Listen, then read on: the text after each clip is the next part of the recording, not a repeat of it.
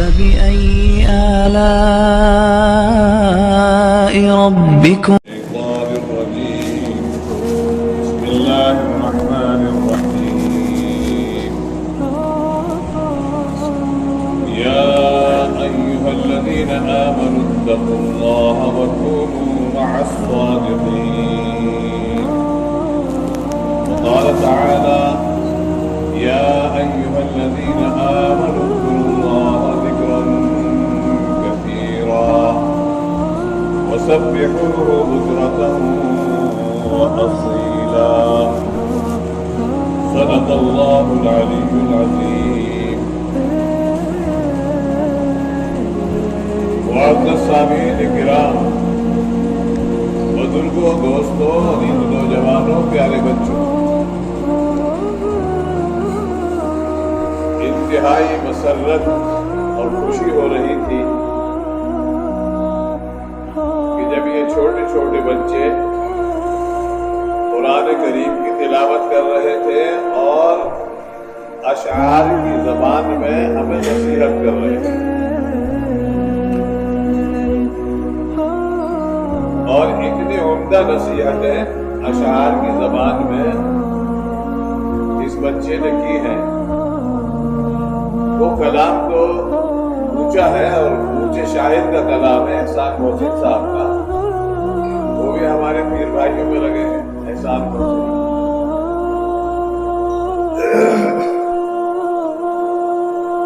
لیکن ہمیں جن باتوں کی طرف قرآن کریم اور جناب نبی کریم صلی اللہ علیہ وسلم ہماری ہدایت اور رہنمائی فرماتے ہیں، ان چیزوں سے ہمیں پورا فائدہ حاصل کرنا چاہیے۔ نصیحت چھوٹی سی بھی ہو، اس کو بڑا سمجھنا چاہیے اور اس پر عمل کرنے کی کوشش کریں۔ یہ نہیں کہ صرف اس کان سے سنا اور اس کان سے نکال دیا اور جو کچھ سنا اسی کو یہی جھاڑ کر کے چلے گئے۔ یہ ایک ہماری بیماری ہے، پہلے سے چلی آ رہی ہے بیماری ہماری، کہ ہم جو کچھ سنتے ہیں اس کو وہی چھوڑ کر کے چلے جاتے ہیں اور اپنے ساتھ کوئی پیغام لے کر کے نہیں جاتے، جبکہ ہمارے لیے ضروری چیز یہ ہے کہ ہم ایک خاص پیغام لے کر کے جائیں۔ کوئی بھی مجلس ہو، اس مجلس سے ہم کوئی نہ کوئی پیغام اپنی زندگی کے لیے اور اپنے آخرت کے لیے ہمیں ایک پیغام لینا چاہیے، اور اس سے ایک نصیحت ہمیں ایسی لینی چاہیے کہ جو ہمارے آئندہ زمانے میں کارآمد۔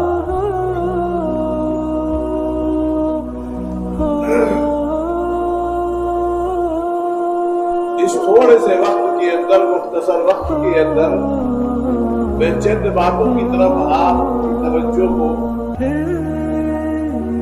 منعطف کروں گا، اور آپ کی توجہ کو میں یہ چاہوں گا کہ آپ اپنی توجہ اس طرف لگائیں اور ایسی کچھ نصیحتیں ہم حاصل کریں کہ جن نصیحتوں کو ہم عمل کر کے اپنی زندگی کے رخ کو موڑیں۔ شیخ سعدی علیہ الرحمت نے اپنی زندگی کے بارے میں ایک بات کہی۔ جب ان کی عمر 40 سال کی ہو گئی تو انہوں نے خود یہ کہا: 40 سال عمر عزیزت گزشت، مزاج تو افعال طفل نگشت۔ اے سعدی، تیری 40 سال کی عمر ہو گئی اور تیرا ابھی وہی بچپنا ہی رہ گیا، تو ابھی اسی بچپنے کی زندگی کے اندر ابھی اپنی زندگی کو گزار رہا ہے اور اپنے لیے کوئی رائے عمل طے نہیں کر رہا ہے۔ تجھے تو یہ چاہیے کہ اب 40 سال کا زمانہ گزر چکا اور تیرے اندر کوئی ابھی انقلاب نہیں آیا، تیری اپنی زندگی کے اندر کوئی انقلاب نہیں آیا۔ 40 سال تک تو نصیحتیں سنتا رہا، उलमा की नसीहतें सुनता रहा, कुरान करीम पढ़ता रहा और लोगों से सुनता रहा, नसीहतें सुनता रहा, लेकिन तेरी जिंदगी के अंदर इनकलाब नहीं आया। तेरी जिंदगी के अंदर इनकलाब आना चाहिए। 40 साल की उम्र हो गई, तो 40 साल की उम्र तो ऐसी उम्र होती है कि इस उम्र के अंदर इंसान के अंदर जो चीजें होती है वो पुख्ता हो जाएगा। आज हमारी हालत बिल्कुल इसी तरह से है कि हम 40 साल नहीं 60 साल हो जाते हैं और हमारी वही रविश रहती है कि जो पहले से बचपने में रविश रही होगी, कभी जवानी में रविश रही होगी, वही रविश हमारी चलती रहती है। अगर हम नमाज पढ़ रहे थे, 4 वक्त की पढ़ रहे थे, 4 ही वक्त की पढ़ रहे, 5वें वक्त की नमाज पढ़ने की तौफीक नहीं हुई।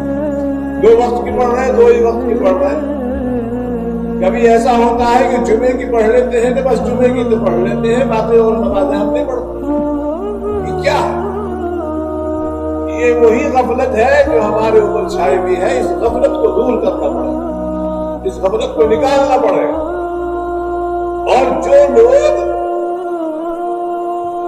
अच्छे खासे मुशर्रा होते हैं और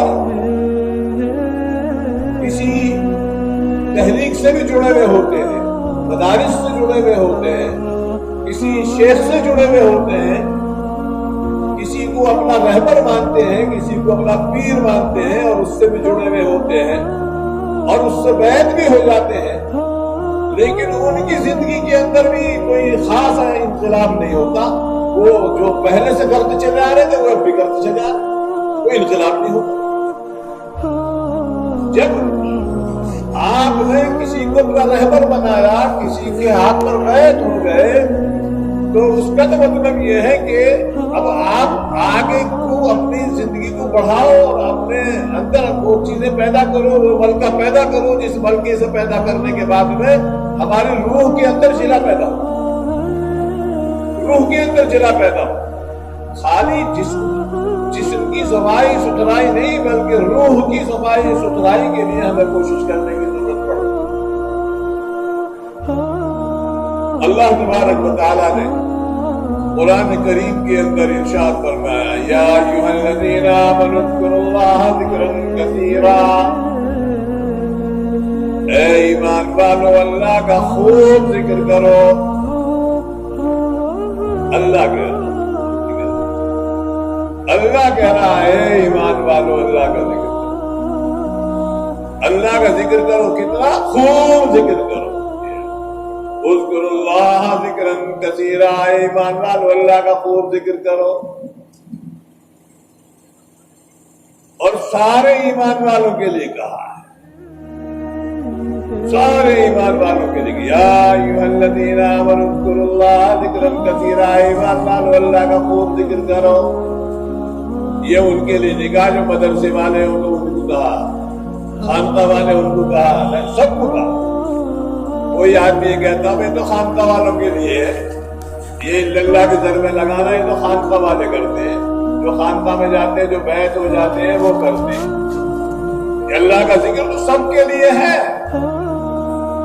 ये तो रूह के जिंदा करने का एक नुस्खा है, तो रूह के जिंदा रखने के लिए, रूह के जिला पैदा करने के लिए, रूह को ताजगी पैदा करने के लिए अल्लाह का जिक्र। और ईमान वाले के लिए जरूरी है, अगर वो ईमान वाला है और अपनी रूह को जिंदा रखना चाहता है तो उसे अल्लाह का जिक्र करना चाहिए। मछली बगैर पानी के जिंदा नहीं रहती भाई, मछली बगैर पानी के जिंदा नहीं रहती। मोमिन जिंदा रहेगा तो अल्लाह के जिक्र से जिंदा। या अय्युहल्लज़ीना आमनू उज़्कुरुल्लाह ज़िक्रन कसीरा। और फरमाया वसब्बिहूहु बुक्रतन व असीला। और अल्लाह की पाकी बयान किया करो सुबह और शाम। ये तस्बीह जो बतलाते हैं ना, ये महात्मा जी बतलावे, हम भी बताओ, मदरसे वाले भी कहते हैं। और मदरसे में तो बाकायदा कुरान करीम जो पढ़ाया जाता है, ये सबसे बड़ा जिक्र, सबसे बड़ा जिक्र कुरान करीम की तिलावत जो है, ये सबसे बड़ा जिक्र। اور بچے تعلیم حاصل کرتے ہیں یا اللہ کا ذکر کرتے ہیں؟ اللہ کا ذکر ہوتا رہتا ہے۔ ہم پڑے ہوئے سوتے رہتے ہیں، اپنے گھروں کے اندر پڑے ہوئے سوتے رہتے ہیں، اور یہ بچے فجر سے پہلے اٹھ کر کے اللہ کے کلام کو پڑھتے ہیں، اور جب یہ اللہ کا کلام پڑھا ہوا معصوم زبانوں سے اوپر جاتا ہے تو اللہ تبارک و تعالیٰ خوش ہو کر کے اس بستی والوں کے لیے خیر کے فیصلے فرمایا یا ایھا الذین آمنوا اذکروا اللہ ذکرا کثیرا وسبحوہ بکرۃ واصیلا۔ صبح اور شام اللہ کی تسبیح بیان کیا گیا، سب کے لیے ہے یہ مت سمجھنا کہ بیعت ہو جائے بس اسی کے لیے ہے، یہ سب کے لیے اللہ کا ذکر ہے، سب کے لیے عام ہے، سب کے لیے یا ایھا الذین آمنوا اذکروا اللہ۔ اب جو بیعت ہو جاتا ہے، جو بیعت ہو جاتا ہے، کسی کو اپنا پیر مان لیتا ہے تو اس کے لیے الگ الگ حسب استعداد اس کو پیر صاحب بتاتے ہیں کہ اب اتنا ذکر کر، اب اتنا ذکر کر، اب اتنا ذکر کر۔ اس کی بیماری کو نکالنے کے لیے نسخہ بتایا جاتا ہے۔ وہ مرید اپنے شیخ سے جا کر کے ذکر کرتا ہے میرے اندر یہ مرض ہے، میرے اندر کبر کا مرض ہے، میرے اندر غرور ہے، میرے اندر لالچ ہے، میرے اندر بخل ہے، میرے اندر کینہ ہے، میرے اندر بغض ہے، میرے اندر عداوت ہے، یہ سارے بیماریاں میرے اندر ہیں، تو میری بیماری کا آپ علاج فرمائیے۔ میرے اندر فلاں عیب ہے، کبر ہے میرے اندر، بڑا ہی ہے، میرے دماغ کے اندر خناس بھرا ہوا، میں بڑا ہوں، میں بڑا ہوں، میں بڑا ہوں، کبر ہے۔ حضرت مولانا تھانوی رحمۃ اللہ علیہ کے ہاں حضرت قاری طیب صاحب رحمۃ اللہ علیہ دارالعلوم دیوبند کے محتمم بڑے اور صدق کے اہتمام کیا قاری طیب صاحب رحمۃ اللہ علیہ، ساری دنیا میں ڈنکا بج رہا قاری طیب صاحب رحمۃ اللہ علیہ۔ کب بجا ڈنکا؟ جب بجا کب اصلاح ہوئی ہے پوری۔ حضرت تھانوی رحمۃ اللہ علیہ کی خدمت اقدس میں پہنچے ہیں حضرت قاری طیب صاحب رحمۃ اللہ علیہ، اور کہا حضرت میری اصلاح کیجیے۔ کہاں کریں گے اصلاح؟ ہم تو اصلاح کے لیے تو بیٹھے ہیں، حکیم الامت تھے حضرت تھانوی رحمۃ اللہ، حکیم الامت، پوری امت کے حکیم۔ حضرت تھانوی رحمۃ اللہ علیہ کے ہاتھ پہنچے، حضرت حکیم الاسلام ہے، وہ حکیم الاسلام ہے قاری طیب صاحب، وہ حکیم الامت ہے۔ حکیم الاسلام تو بعد میں بنے، تو قاری طیب صاحب رحمۃ اللہ علیہ وہاں پہنچے اپنی اصلاح کے لیے۔ ہم جاتے ہیں اصلاح کے، ہم اپنی اصلاح کے لیے جانتے، ہم تو سمجھے، ہم تو بنے بنائے ہیں، ہمیں کوئی ضرورت ہی نہیں ہے، ہم تو بنے بنائے ہیں، 3 تصویریں پڑھ لی، تھوڑا سا قرآن کریم پڑھ لیا، ہماری تو اصلاح ہو گئی بس۔ اور وہاں حضرت قاری طیب صاحب رحمۃ اللہ علیہ عالم باعمل، پورا خاندان حضرت نانوتوی رحمۃ اللہ علیہ کے پوتے، حضرت نانوتوی کتنے بڑے آدمی، حضرت نانوتوی مولانا قاسم نانوتوی رحمۃ اللہ علیہ کے پوتے حضرت قاری طیب آنا بھون پہنچ گئے، میری اصلاح کیجیے حضرت، میرے اندر غرور وہ ہے، کبر ہے میرے اندر، بڑائی کا ماننا، بڑائی کا ماننا کیوں نہ ہو، بڑے کی اولاد تو بڑا تو مانتا ہوتا، اور ویسے بھی گھر کے رئیس، کوئی معمولی آدمی جوڑے تھے، اور ویسے گھر کے رئیس۔ حضرت نے کہا یہ جو نمازی آتے ہیں نا، نمازی غریب لوگ آتے ہیں، نمازی لوگ آتے ہیں، اب یہ غریب نہیں کہا، اب کہا نمازی جو لوگ آتے ہیں، ان نمازیوں کی جوتیاں اٹھا کر کے جھاڑ کر کے رکھا کر، نمازیوں کی جوتیاں جھاڑ کر کے صاف کر کے رکھا۔ حضرت تھانوی رحمۃ اللہ علیہ نے اصلاح فرمایا، ذکر نہیں بتایا کچھ، یہ نے کہا کہ یہ اللہ کو گھر میں لگاؤ، یہ کبر جو ہے یہ اللہ کی ضربت سے نہیں جاتا ہے، یہ شیخ جانتا ہے کہاں سے جائے گا، یہ شیخ جانتا ہے کس چیز سے جائے گا، یہ کبر کی میں سے نکلے گا،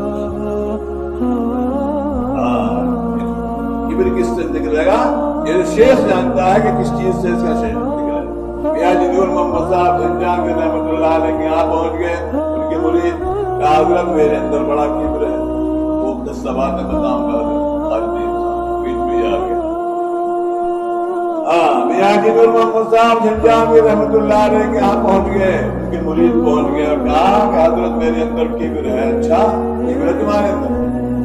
میں اپنے آپ کو سب سے بڑا سمجھتا ہوں، بھیک مانگو جاؤ، کاسا دے دیا، جاؤ بستی کے اندر بھیک مانگو، اپنی بستی کے اندر، اپنی بستی کے اندر بھیک مانگو۔ بھیک منگوا رہے ہیں میاں جی نور محمد صاحب جھنجھاوی رحمۃ اللہ علیہ، اسی بستی کے اندر بڑے آدمی سے ایک بہت بڑا رئیس آدمی ہے، اس سے بھیک منگوا رہے ہیں، یہ کبر نکالنے کے۔ یہ ہوتے ہیں شیوخ، وہ علاج کرتے ہیں۔ تو حضرت قاری طیب صاحب رحمۃ اللہ علیہ کو ڈیوٹی لگا دی کہ تم جو ہے نمازیوں کی جوتیاں جھاڑو، اور جوتیاں جھاڑ جھاڑ کر کے صاف کر کے رکھا۔ حضرت بھی دیکھتے رہتے تھے کہ ہاں جھاڑ رہا کہ نہیں جھاڑ رہا، جھاڑ رہا کہ نہیں جھاڑ رہا، دیکھتے رہتے تھے۔ تو جو بستی کے بڑے لوگ آیا کرتے تھے، رئیس لوگ آتے تھے، ان کی جوتیاں تو جھاڑتے تھے، اور جو غریب آتے تھے بیچارے جن کی پھٹی ہوئی چپلیں ہوتی تھی، پھٹی ہوئی جوتیاں ہوتی تھی، ان کو نہیں جھاڑتے تھے، خالی نہیں آگے غریب لوگ ہیں۔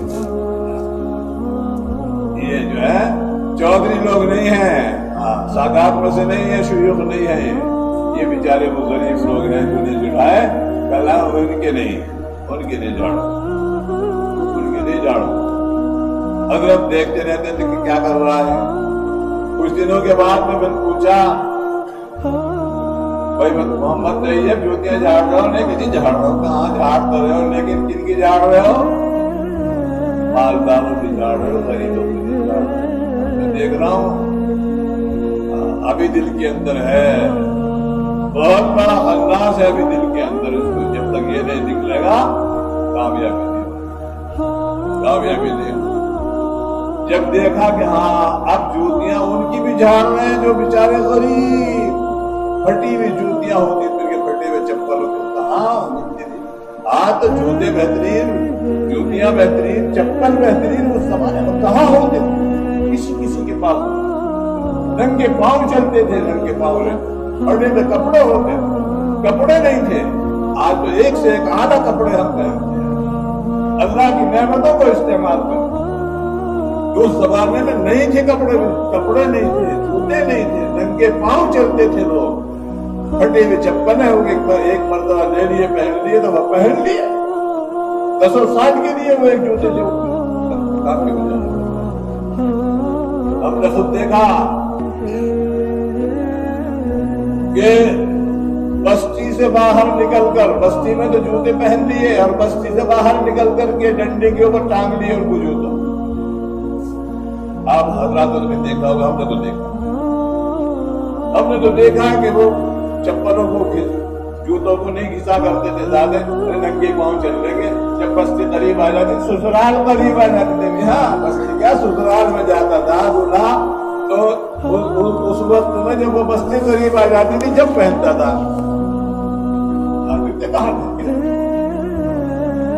حضرت حکیم الامت حضرت تھانوی رحمۃ اللہ علیہ اصلاح کی، حکیم الاسلام حضرت قاری طیب صاحب رحمۃ اللہ علیہ کی، اور جب وہ اس نہج پر پہنچ گیا کہ ہاں اب دل کے اندر وہ چیز ختم ہو گئی، کبر اور بڑائی کا مادہ ختم ہو گیا ہے، اب بنے حکیم الاسلام۔ اب یہ دل کے اندر تو ہمارا خناس بھرا ہوا ہے، اور ہم کچھ کرنا بھی نہیں چاہتے، نہ پوچھنا چاہتے ہیں، نہ اپنے شیخ کو اپنی باتیں بتاتے ہیں، اور جو ذکر بتایا جاتا ہے وہ بھی نہیں ہوتا پورا۔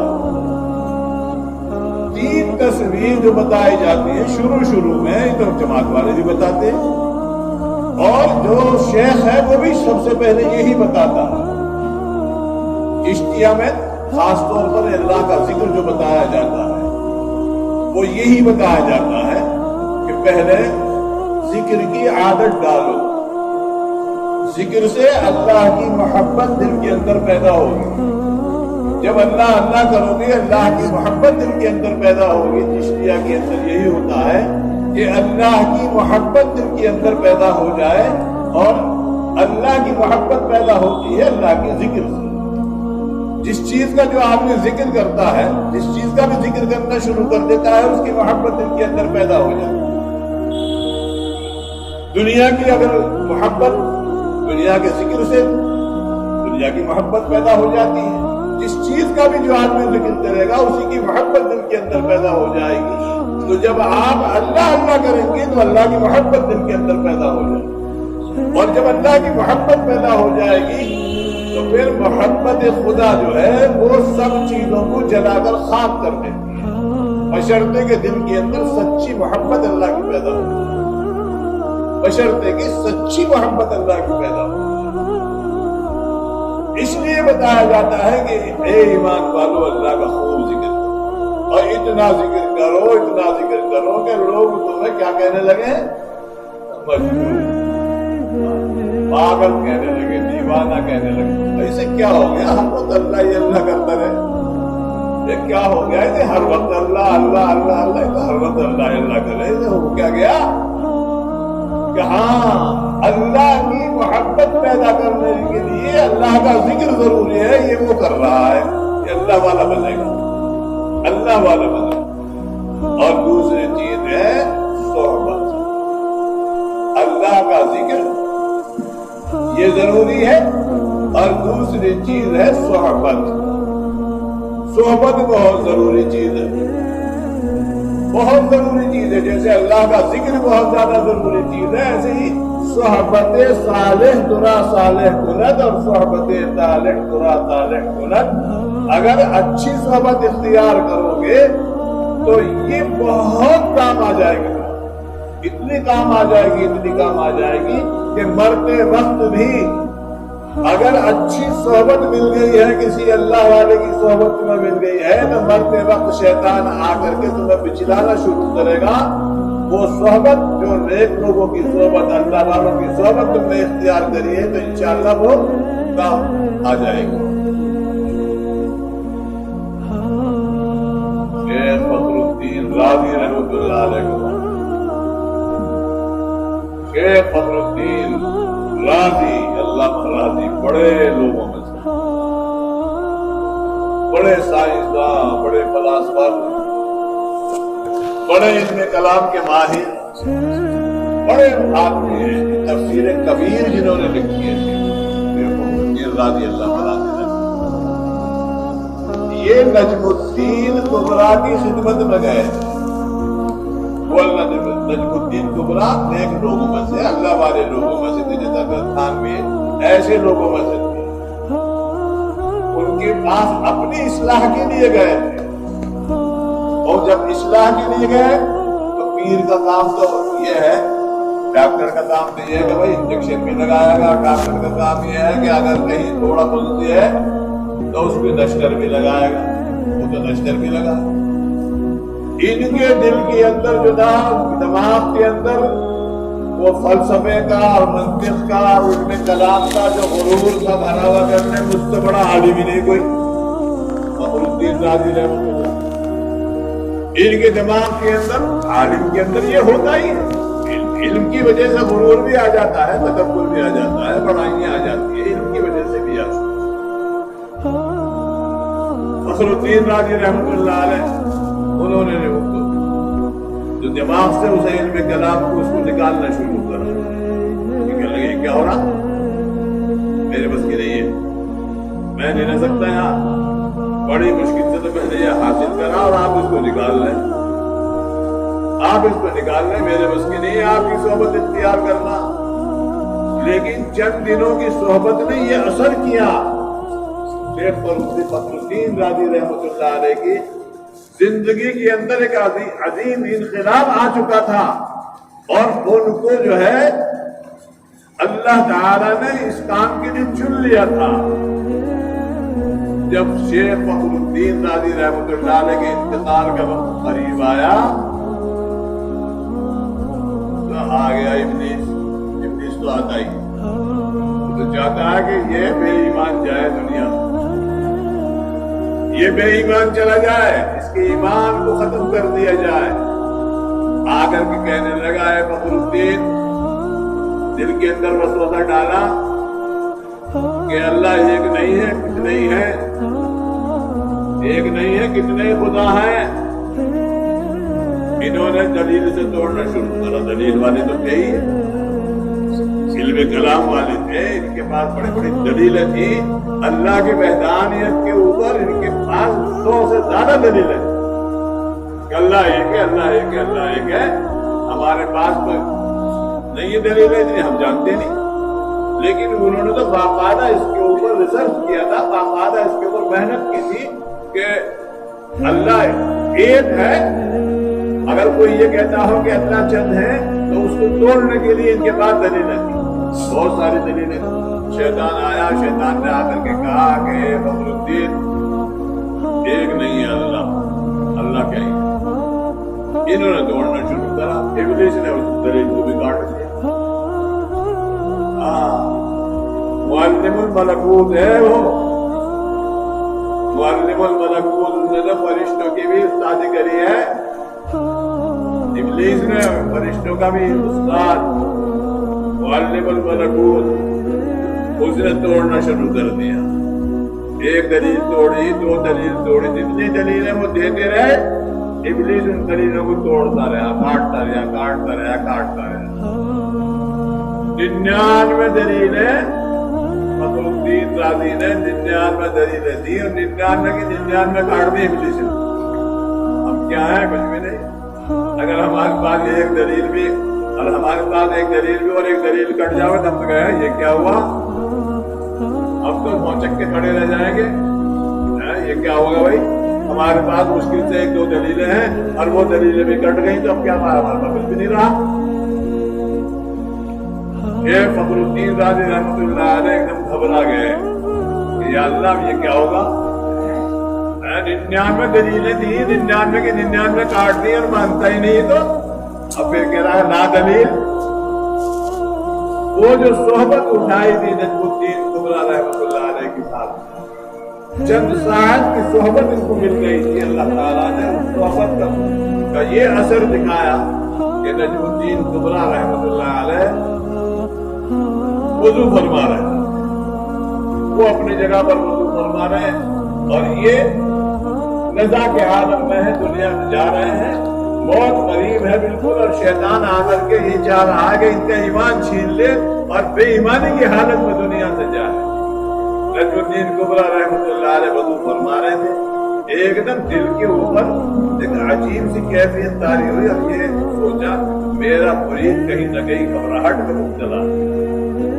روح کا تعلق جڑ جاتا ہے, شیخ کا اور مرید کا روحانی تعلق جڑ جاتا ہے. ایک تو ہے بیٹے کا اور باپ کا رشتہ, وہ تو خونی رشتہ ہوتا ہے, اور ایک ہے پیر کا اور مرید کا رشتہ, یہ روحانی رشتہ ہوتا ہے. اور یہ روحانی رشتہ بھی بہت کامیاب ہوتا ہے, بہت کام آتا ہے بہت سی جگہوں.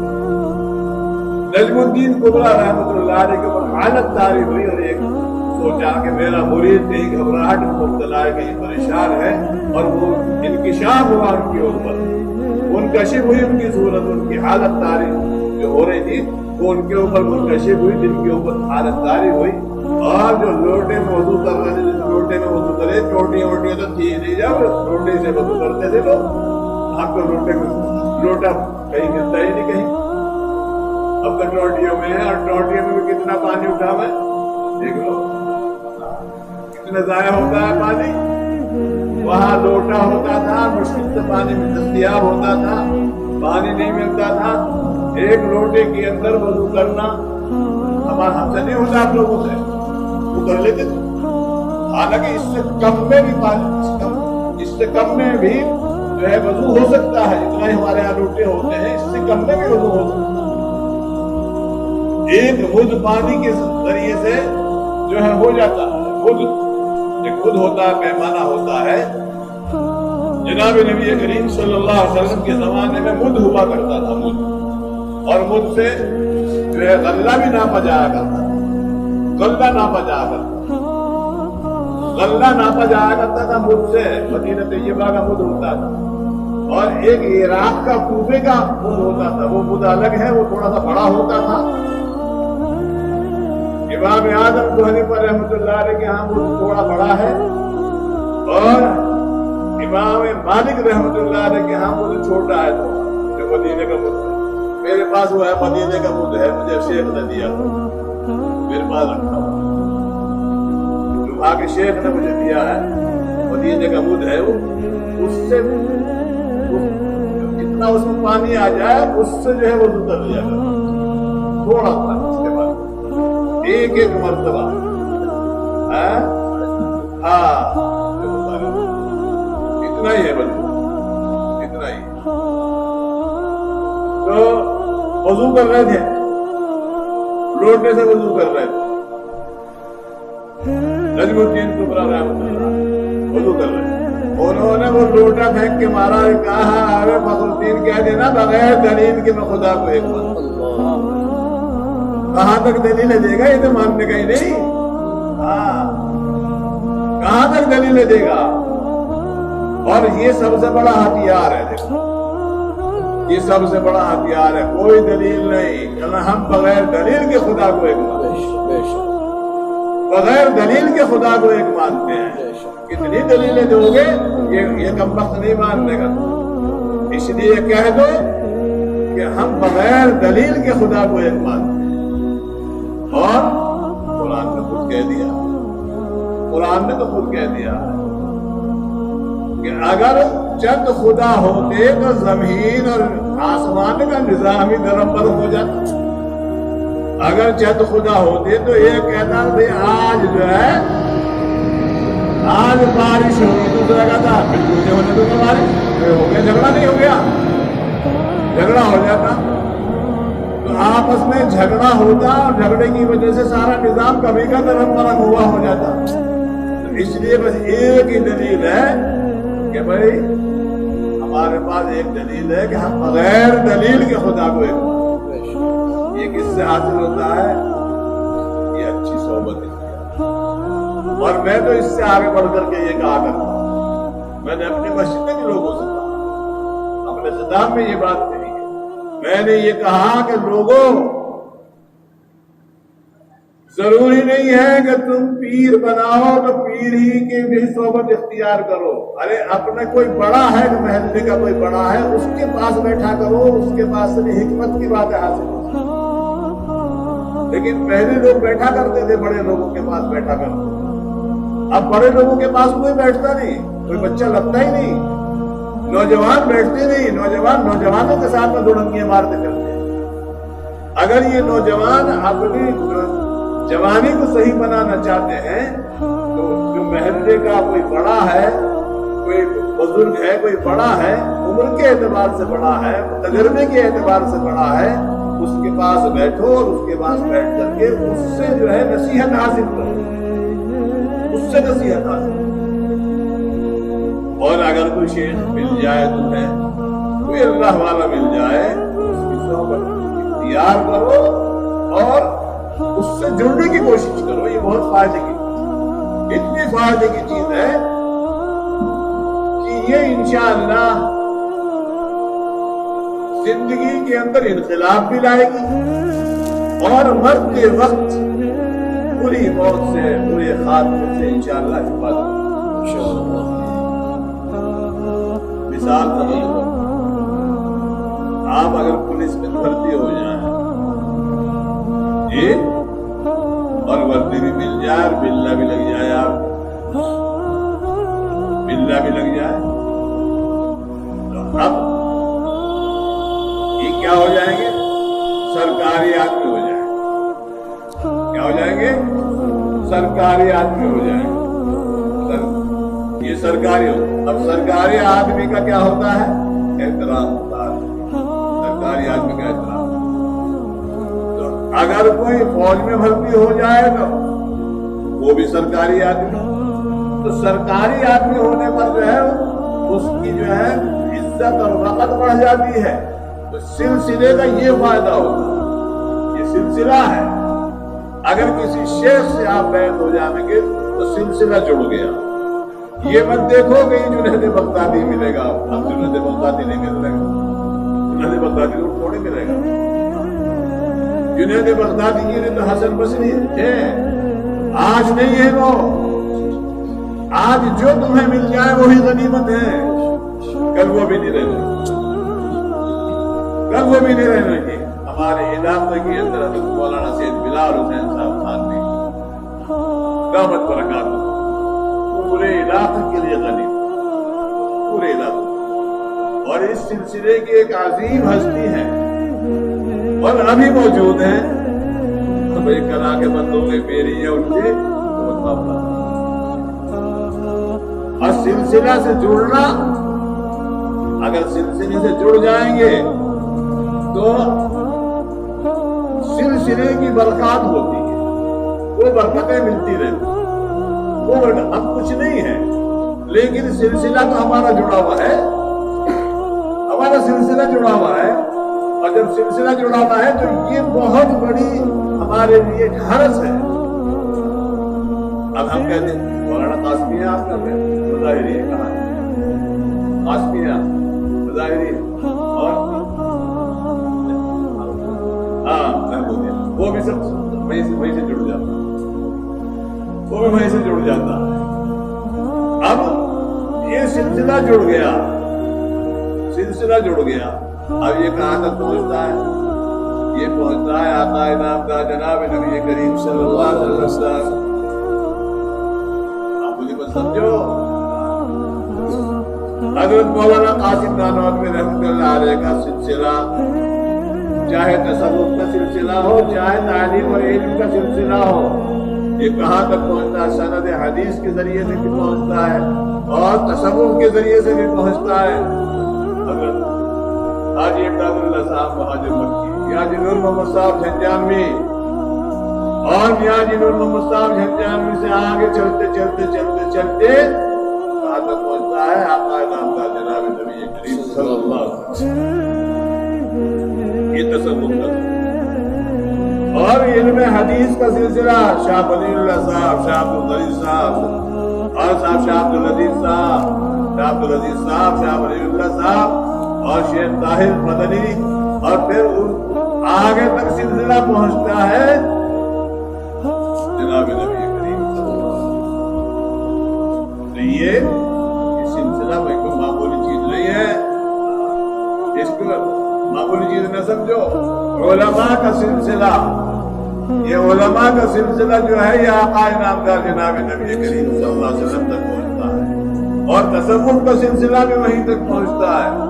तो इसलिए इस सिलसिले की बरकत हासिल हो जाती है उस शख्स के लिए कि जो तसव्वुफ की लाइन में कदम रखता है तो वो बरकत उसको हासिल हो जाती है, और जो इल्म की लाइन से जुड़ता है तो उसे इल्म के सिलसिले की बरकत हासिल हो जाती है।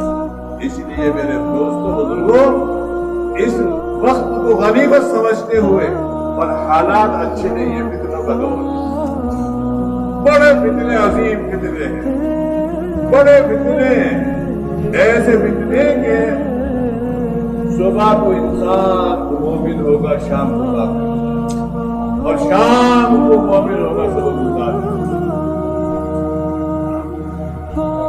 युमसी मोमिनन व युस्बिहु काफिरा, सुबह को मोमिन, शाम को काफिर, शाम को मोमिन, सुबह को काफिर। ऐसे ऐसे फितने क़यामत से पहले आने वाले हैं। उन फितनों के आने से पहले हम अपनी हालत को दुरुस्त कर लें, और अगर हमने अपना कोई सिलसिला कायम कर लिया और किसी से जुड़ गए तो इंशाअल्लाह उन फितनों से हिफाजत हो जाएगी, उन फितनों से हम महफूज हो जाएंगे।